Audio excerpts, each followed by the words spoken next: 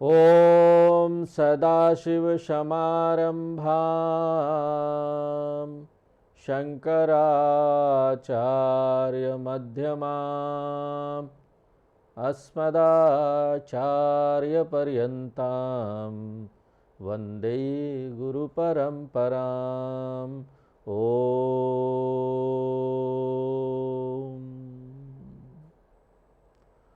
तो पिछले क्लास में हम लोग देख रहे थे कि भगवान ने हमको थोड़ा थोड़ा करके ईश्वर, विश्वरूप ईश्वर का दर्शन कराना शुरू कर दिया है। इस अध्याय में शुरू किया है, 7वें अध्याय में भी थोड़ा बताया था।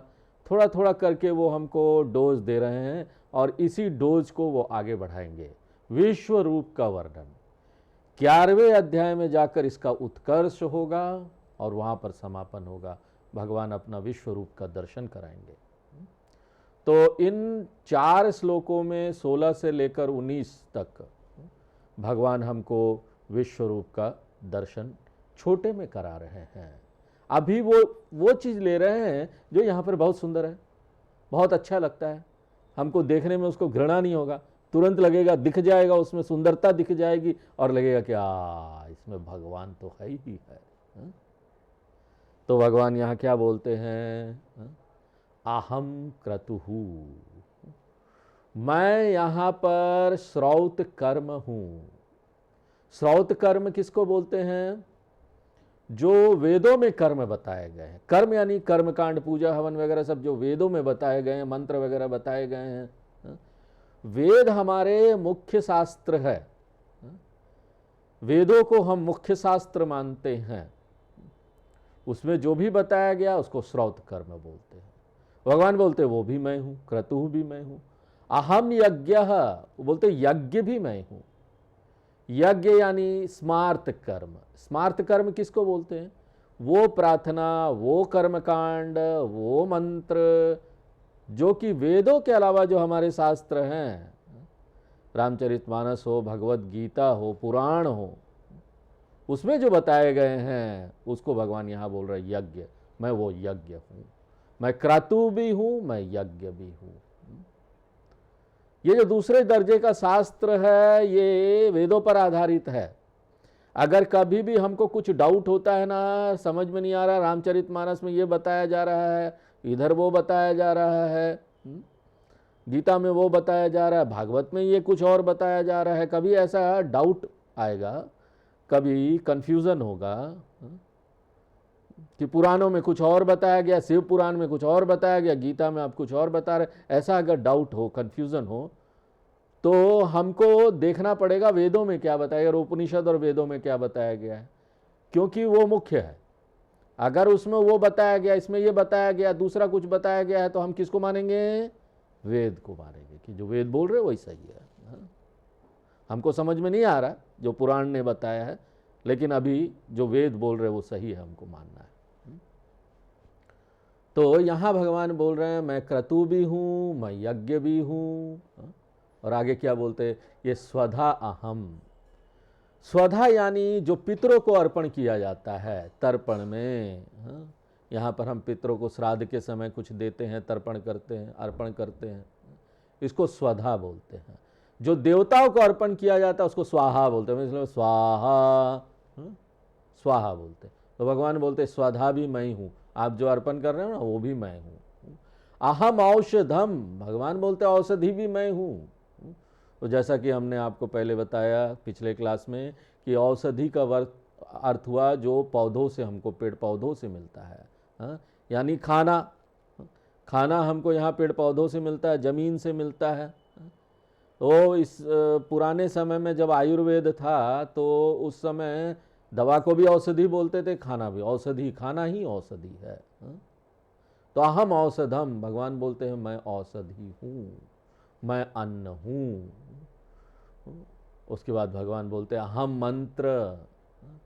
यहाँ पर कुछ भी अर्पण हम करते हैं, पितरों को अर्पण करें, देवताओं को अर्पण करें, यहाँ पर जो भी हम अर्पण कर रहे हैं वो मंत्र के माध्यम से ही करते हैं। यहाँ पर आप खाना खाते हैं ना, उस समय भी यहाँ अंदर वैश्वानर भगवान पेट में बैठे हैं। वो वैश्वानर भगवान को हम यहाँ खाना अर्पण कर रहे हैं, प्राणाय स्वाहा अपानाय स्वाहा, वो मंत्र बोल के करते हैं। तो वो जो मंत्र है वो भी मैं हूं, भगवान बोल रहे हैं। अहम एव आज्यम, आज्यम बोलते हैं शुद्ध घी, देसी घी को आज्यम बोलते हैं। वो बोलते हैं ये जो कर्मकांड में हम लोग देसी घी अर्पण करते हैं ना, वो आज्यम जो है वो भी मैं हूं। अहम अग्नि, मैं यहां पर अग्नि भी हूं। जिसमें तुम यहां पर यज्ञ में सब हवन अर्पण कर रहे हो, वो अग्नि भी मैं हूं। क्योंकि हमारे शास्त्रों के अनुसार अग्नि क्या है? देव है, अग्नि देवता। और ये अग्नि देवता जो है ना, ये कुरियर सर्विस देवता है, ये कुरियर करते हैं। कुरियर वाला होता है ना, हमारा सामान ले जाएगा। जो भी आप देंगे, जिस एड्रेस पर देंगे उस एड्रेस में उसको डिलीवर कर देगा। अग्नि देवता बड़ा अद्भुत उनका कुरियर सर्विस है। जिस भी देवता को आप कुछ अर्पण करना चाहते हैं, आप तो देवताओं का एड्रेस नहीं पता, देवता कहाँ पर है, तो आपको क्या करना है? अग्नि को अर्पण कर दीजिए। अग्नि स्वाहा प्रजापतये स्वाहा परमेष्ठिने स्वाहा इंद्रिय स्वाहा वरुण स्वाहा, सब कुछ आप अर्पण करते हैं ना। किस पोस्ट बॉक्स में अर्पण करते हैं? अग्नि पोस्ट बॉक्स। और ये अग्नि वाले पोस्ट बॉक्स कुरियर सर्विस है ना, उसमें कोई स्ट्राइक नहीं होता, पोस्टल स्ट्राइक। और जहां भेजना है वहीं वो भेज देंगे, आपको कुछ सोचना नहीं है।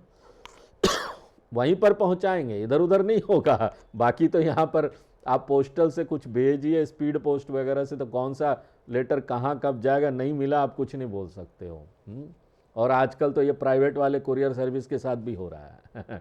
इसलिए वो बोलते इंश्योरेंस करा लो, गुम हो जाएगा ना तो वो इंश्योरेंस आपका काम आएगा। वहाँ भी गुम हो जाता है हर चीज़। लेकिन यहाँ नहीं होगा। यहाँ यज्ञ में जो अग्नि देवता को आप दे रहे हैं, जिस देवता को जाना वहाँ जरूर जाएगा। अग्निम दूतम वृणीमहे होतारम विश्ववेदसाम अस्य यज्ञस्य सुकृतम अग्नि नमः। अग्नि को दूत बोल रहे हैं। अग्नि दूतम मैसेंजर है, जो हम जिसको जो देंगे, सब कुछ देंगे, वो उन देवताओं को पहुंचा देगा। इसलिए ना अग्नि जो यहाँ दूत है, उसका एक दूसरा नाम भी है, और वो क्या है? हुतवाहा, कुरियर सर्विस हुतवाहा। वहती इतिवाहा, वहती ले जाना। कुछ भी आप देना चाहते हो किसी भी देवता को, हुतम वहती इति हुतवाहा। अग्नि दूत देवता, वो भी मैं हूं। भगवान बोलते वो भी मैं हूं। चलो। और यही नहीं कि वो देवताओं के दूत हैं, जो वो चीज लेके जाते हैं, जो पदार्थ वो लेके जाते हैं, वो पदार्थ भी मैं हूं। और जो आप अर्पण करने का कर्म कर रहे हैं, वो कर्म भी मैं हूं। इसलिए अहम हुतम, हुतम यानी ये जो अर्पण करने का कर्म हम कर रहे हैं, हवन कर्म हम कर रहे हैं, वो भी भगवान बोलते हैं मैं हूं। तो इसका सार क्या होगा? इस श्लोक का सार क्या है? सब कुछ मैं हूं, ऐसा आप बोल सकते हैं कि भगवान तो सब कुछ है। इसमें अभी हमको बहुत रहना पड़ेगा, ध्यान लगाना पड़ेगा ये देखने के लिए कि यहां पर भगवान सब कुछ है। आइए अब 17 नंबर श्लोक पढ़ते हैं। पिताहमस्य जगतः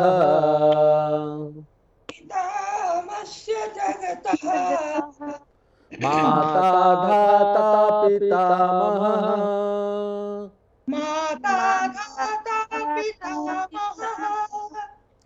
वैद्यं पवित्रम् ओंकारः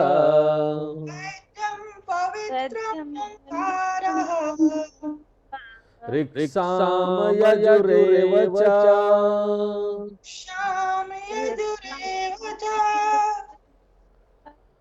अहम अश जगतः पिता।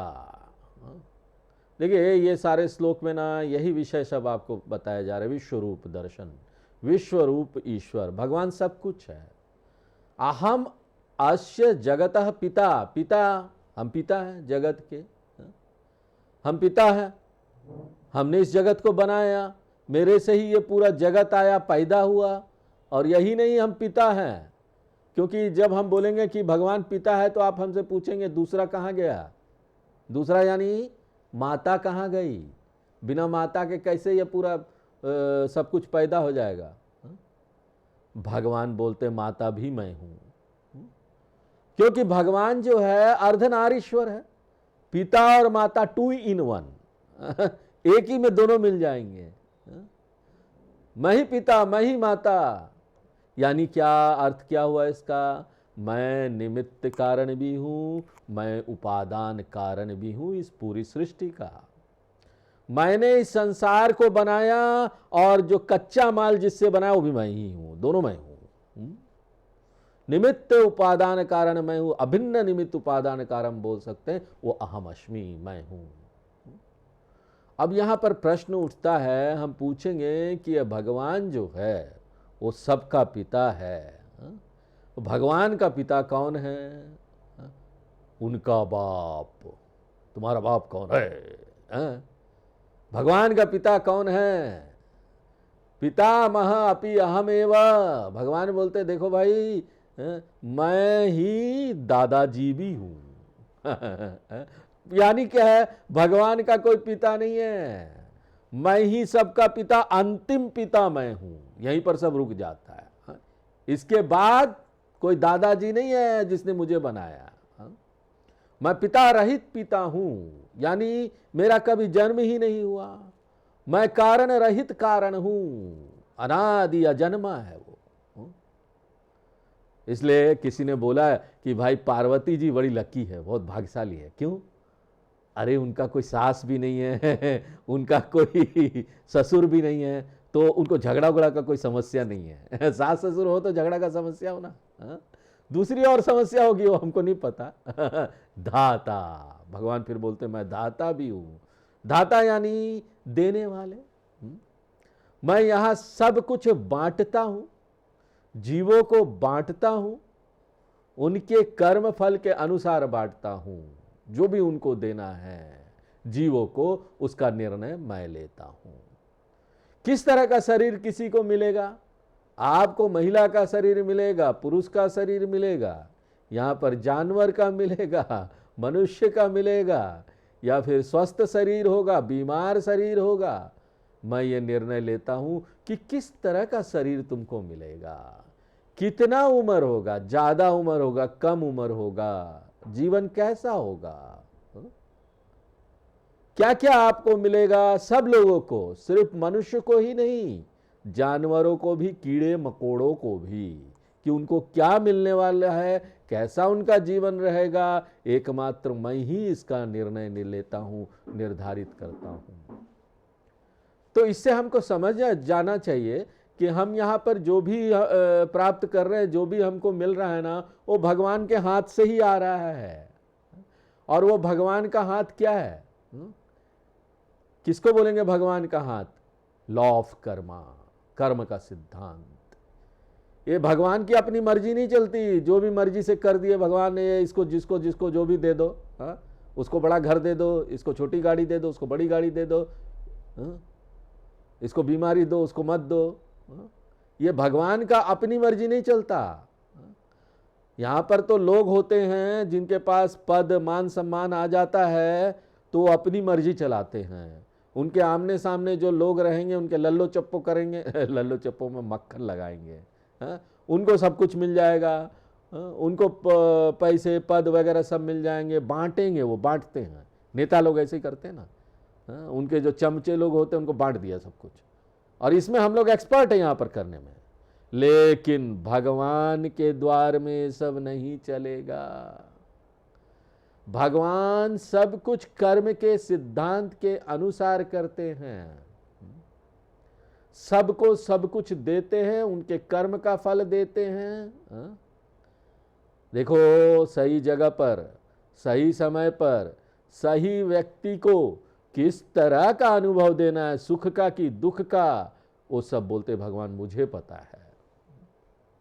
इसलिए जो भी अनुभव यहां पर आपको मिलता है वो इसलिए मिल रहा है क्योंकि हम उसके लायक थे।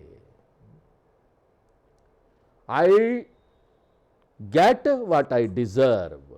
मैं जिसके लायक हूं मुझे वही मिलता है। और भगवान इसका निर्णय लेते हैं, ये निर्धारित करते हैं, और भगवान कभी अन्याय नहीं कर सकते।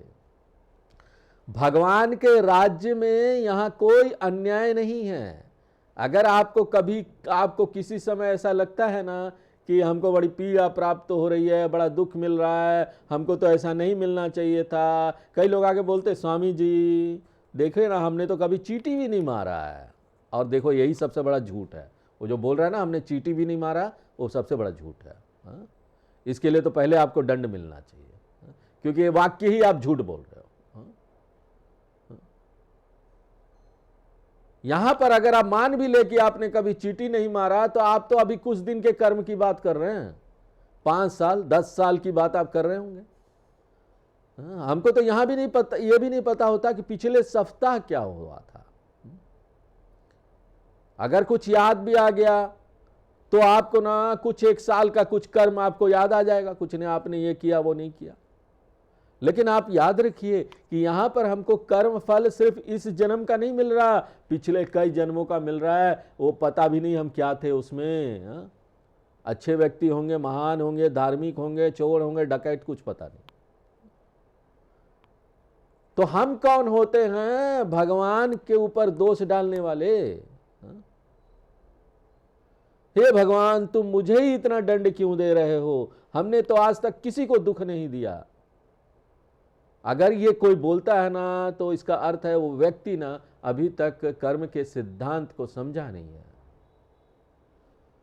जिस व्यक्ति ने भी कर्म के सिद्धांत को अच्छी तरीके से आत्मसात किया है, वो ऐसा प्रश्न कभी नहीं पूछेगा कि मैं ही क्यों भगवान, मुझे ही क्यों इतना दुख मिल रहा है। बाकी सब लोग तो बड़े अच्छे से रह रहे हैं। समस्या ज्यादा इसमें होती है। हमको अपने दुख से हम ज्यादा दुखी नहीं है, दूसरे के सुख से ज्यादा दुखी है। वो उसको दुख मिल रहा है कि नहीं? दूसरे को नहीं मिल रहा, मुझे मिल रहा है। क्या भगवान जी आप भी, खाली मैं ही हूं यहां क्या? तो यहां पर 2 तरह के दुख हो जाते हैं। एक तो हमारे साथ क्या हो रहा है दुख, वो तो बड़ा ठीक है, दुखी हो रहे हैं। लेकिन दूसरा दुख ये भी है कि दूसरों के साथ कुछ नहीं हो रहा है। वो बड़े खुश हैं। इसलिए यहां पर प्रश्न ही नहीं उठता कि मैं ही क्यों। जो भी मेरे साथ हो रहा है उसके लायक मैं था, भगवान न्याय कर रहे हैं। यहां पर इस सृष्टि में कोई अन्याय नहीं है। कोई भी आप टीवी में न्यूज में कुछ देखते हैं ना, और देखते हैं कई निर्दोष लोग हैं जिनको यहां पर पीड़ा सहना पड़ रहा है, कितने निर्दोष लोग हैं मारे जा रहे हैं, तो कर्म के सिद्धांत के अनुसार ही है वो। इसका ये अर्थ नहीं है ना कि हम उनको ऐसे ही छोड़ दे, मरने छोड़ दे। नहीं नहीं, मैं तो सहायता नहीं करूंगा, भगवान जो है ना वो उसको वही दे रहे, उनका कर्म ऐसा था, ऐसा हमको नहीं बोलना चाहिए। जो भी सहायता हम किसी की कर सकते हैं हमको वो करना चाहिए, ये अलग बात है। लेकिन यहां पर जो कुछ भी हो रहा है ना, वो कर्म के सिद्धांत के अनुसार हो रहा है। और यहीं पर ये जो बोल रहे हैं भगवान शब्द धाता, वो कर्म फल धाता है। मैं कर्म का फल प्रदान करता हूं। उसके बाद भगवान बोल रहे हैं मैं वैद्यम हूं। मैं यहां पर एकमात्र मैं ही हूं जानने लायक। अंततोगत्वा जो जानने लायक चीज यहां पर है वो मैं हूं। 13वें अध्याय में भगवान इसी को बोलेंगे गेयम वेद्यम। 13वें अध्याय में यही गेयम है। मांडव्य उपनिषद हम लोग शुरू कर रहे हैं, उसमें भगवान इसी को बोलेंगे हम विज्ञेयम।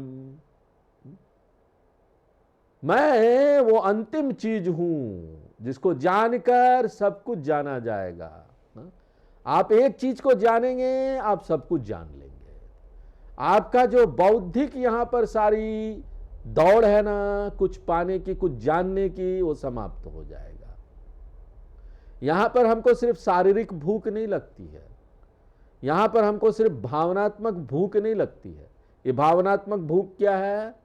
भावनात्मक भूख ये है कि हमारे अंदर बड़ी भावना है प्रेम की, और हमको लगता है ना कोई हमको प्रेम करे, इसलिए हम दूसरों से पूछते रहते हैं कि क्या तुम मुझसे प्रेम करते हो क्या?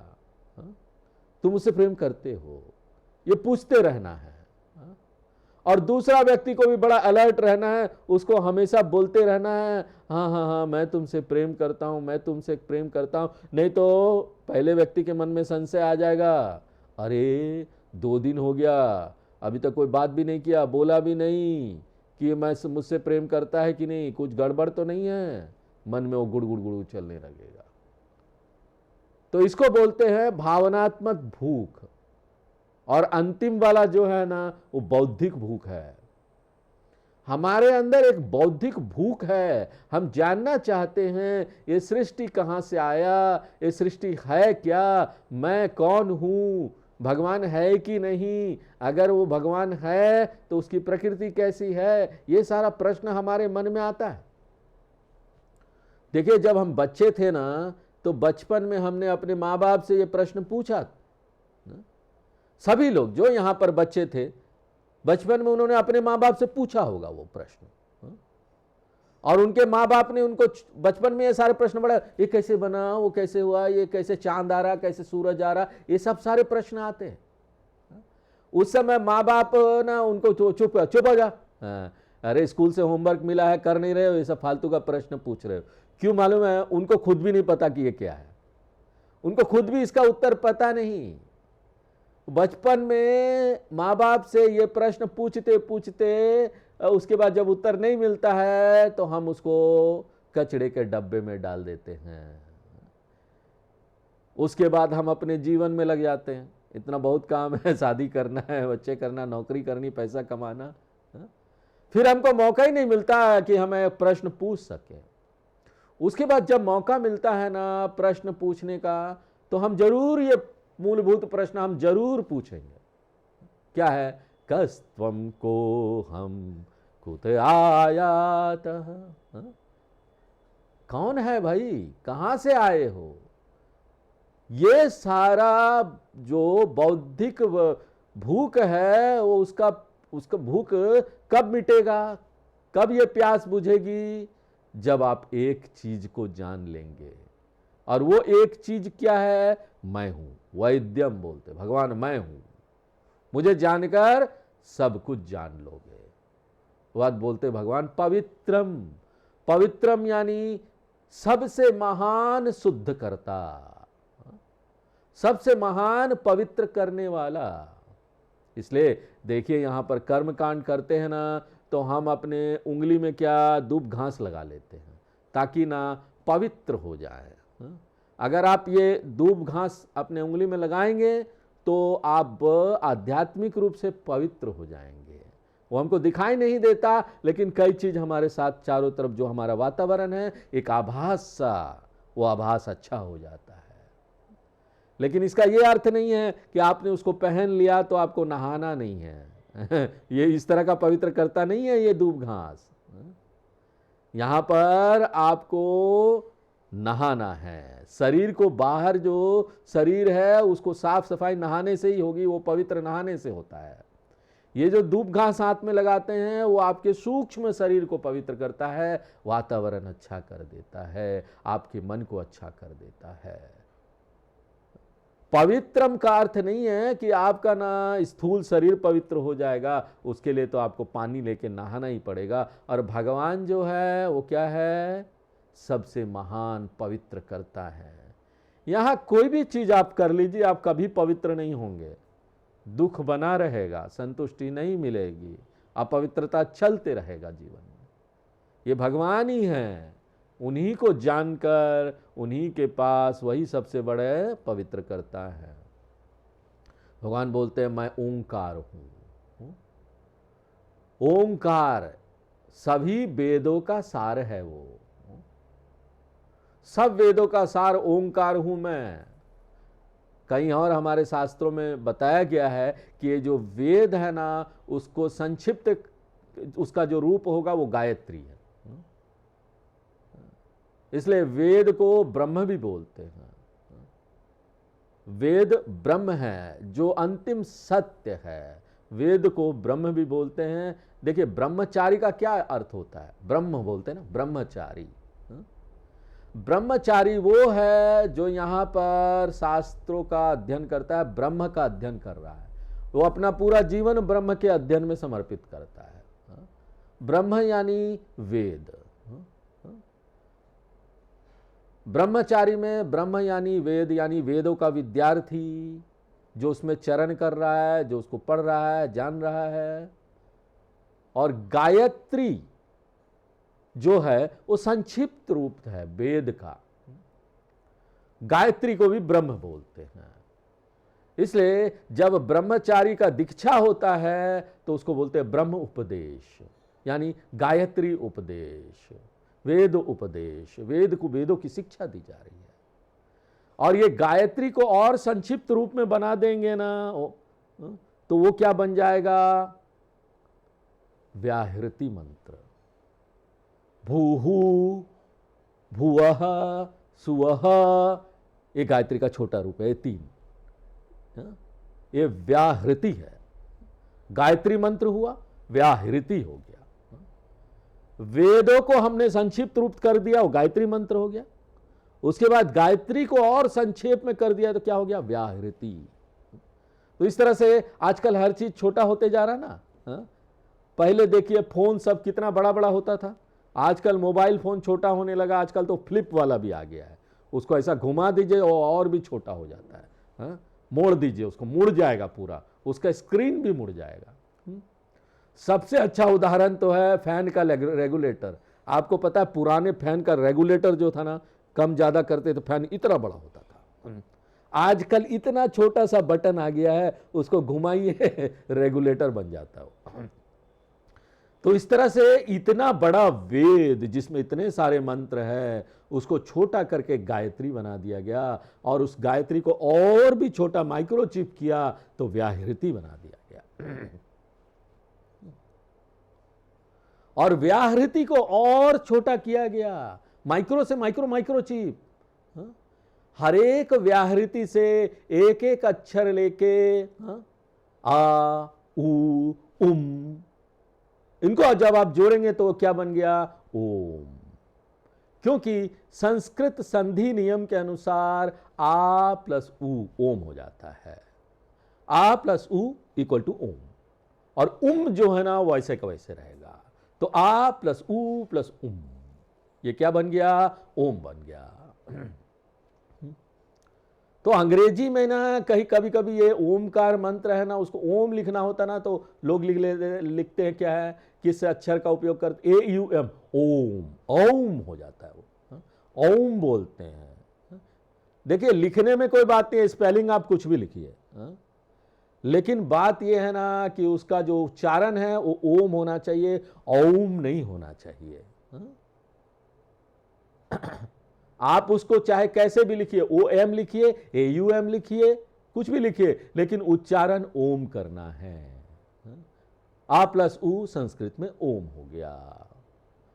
तो ओम क्या बन गया, इतने बड़े वेद जिसमें इतने सारे मंत्र है, उसका छोटा संक्षिप्त रूप क्या बन गया, ओम। और सोचिए कितना पावरफुल होगा ये, कितना ज्यादा शक्ति होगी उसके अंदर, ओमकार मंत्र के अंदर। तो इसलिए यहां पर कृष्ण भगवान बोलते हैं ये जो ओम है ना वो मैं हूं। ओम को अगर आप फिर से विस्तारित कर दीजिएगा तो क्या होगा, ये जो आप लोगों ने देखा किसान का जूस आता है, स्क्वैश, कितना गाढ़ा रूप में आता है वो, गाढ़ा रूप में होता है ना। और उसको आप क्या करते हैं, फ्रिज में रख देते हैं। उसके बाद कोई आपके घर में आता है, वो किसान का स्क्वैश निकालते हैं, 1 चम्मच पानी में डालते हैं और उसके बाद बना के कितना गिलास बना देते हैं। उसी तरीके से आप वेद लोगे ना, वेदों का जो गाढ़ा रूप है ना वो ओम है, किसान स्क्वैश, और उसी को आप पानी में और मिला के बड़ा कर दोगे, वेद हो जाएगा।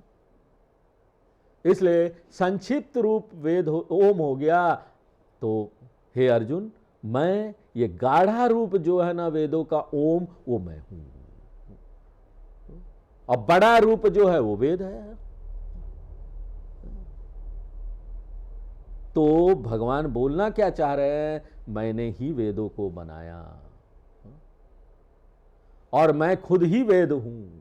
इसलिए देखिए, वेद को इतना सम्मान हम इसलिए देते हैं, इस हद तक सम्मान देते हैं कि भगवान वेद है, वेद भगवान बोलते हैं। इसलिए देखिए, सिख धर्म में क्या है, सिख धर्म में उनके जो आराध्य देव है वो क्या, गुरु ग्रंथ साहेब ग्रंथ है, वो ग्रंथ की पूजा करते हैं। सिखों की जो परंपरा है वो वैदिक परंपरा, ये वेदों से ही वो आया। सचमुच में ये जो सीख शब्द है ना, वो सीख क्या है, सीखना। वो शिष्य है ना, उनके भाषा में, पंजाबी में, गुरुमुखी में, और शिष्य शिष्य सासु सो बोलते बोलते वो परिवर्तित हुआ और वो क्या हो गया, सिख हो गया। तो गुरु का जो शिष्य है वो सिख है, वो अपने गुरु का पालन करता है, गुरु को फॉलो करता है, वो शिष्य हो गया, वही सिख है। इसलिए हमारे शास्त्रों में भगवान देखते हैं, ऋग्वेद जितने भी वेद है उसमें, यजुर्वेद, ऋग्वेद, सामवेद, ये भी भगवान। तो हमने आपको पहले भी बताया था कि ये जो 3 वेद है, ऋग्वेद, वो वेद क्या है, ऋग मंत्र है। उसमें ऋग मंत्र में क्या है कि वो ना कविता के रूप में है, ऋग मंत्र कविता के रूप में, प्रार्थना आदि सब कुछ कविता के रूप में है। जबकि यजुर्वेद क्या है, यजुर्वेद में यजुर मंत्र है और वो मंत्र क्या है, वाक्य रूप में है। तो ऋग जो है वो पद्य रूप है, यजुर जो है वो गद्य रूप है। और सामवेद क्या है, उसमें संगीत है। सामवेद में साम मंत्र है, वो सारे मंत्र म्यूजिक के रूप में, संगीत के रूप में है। इसलिए सामवेद को हम साम पारायणम नहीं बोलते हैं। जब भी सामवेद का यहाँ पर पाठ होता है तो उसको बोलते हैं सामवेद का गायन हो रहा है, गा रहे लोग। यजुर और ऋग्वेद में आप ये नहीं बोल सकते यजुर और ऋग्वेद में गा रहे हैं, उसमें वो नहीं बोलते, वो बोलते पाठ हो रहा, पारायणम हो रहा है। तो भगवान बोलते मैं सामवेद भी हूं, मैं तो यहां पर बाकी जो बचा अथर्ववेद, उसका क्या, अथर्ववेद यहां पर नहीं बोल रहे हैं भगवान, बोल रहे ऋग साम यजुर तीनों मैं हूं। लेकिन अथर्ववेद का क्या हुआ, 4 वेद है ना, उसके बारे में नहीं बोला जा रहा। तो अथर्ववेद जो है ना, मुख्य रूप से क्या है, उसमें लौकिक कर्म बताया गया है, दुनिया के सारे कर्म है ना वो बताया गया है। उसका ना कर्म कांड से ज्यादा कुछ लेना देना नहीं है, इसलिए यहां पर उसकी बात नहीं की गई है। लेकिन बोलने का अर्थ है, भगवान ये बोलना चाह रहे कि ये चारों वेद है ना, वो मैं ही हूं। तो यह इस तरह से ये सब कुछ ईश्वर है। सिया राम मैं सब जग जानू, ये पूरा जग को भगवान के रूप में हमको देखना सीखना चाहिए। और विश्व रूप एक बड़ी साधना है, हमारे जीवन में क्रांति आ जाती है अगर हम विश्व रूप का ही दर्शन कर ले तो। भगवान का दर्शन हर जगह होने लगता है हमको। क्या चीज भगवान नहीं है। इसलिए तो देखिए संतों की बात आती है ना, तो यहाँ पर जब रामकृष्ण परमहंस जी की बात आती है तो उनका एक वाक्य हमने पढ़ा था कि रामकृष्ण परमहंस जी जब यहाँ पर मॉर्निंग वॉक के लिए, सुबह टहलने के लिए थोड़ा अपने गार्डन में, आश्रम में निकलते थे, तो वो जो घास में चलते थे ना, तो भी उनको दर्द होता था। बोलते थे मैं भगवान के ऊपर चल रहा हूँ। उनको दर्द होता था कि मैं यहाँ घास में अपना पांव रख रहा हूँ। तो इस तरीके से आत्मसात करके गहराई से हमको ये दर्शन होना चाहिए यहाँ पर विश्वरूप का, तब जाकर ना ये सीढ़ी में हम आगे बढ़ सकते हैं, उस अरूप ईश्वर को देख सकते हैं। तो आज हम लोग यहीं पर विराम देते हैं, आगे फिर नेक्स्ट क्लास में देखेंगे। पूर्णमदः पूर्णमिदं पूर्णात् पूर्णमुदच्यते पूर्णस्य पूर्णमादाय पूर्णमेवावशिष्यते। ओम शांति शांति शांति।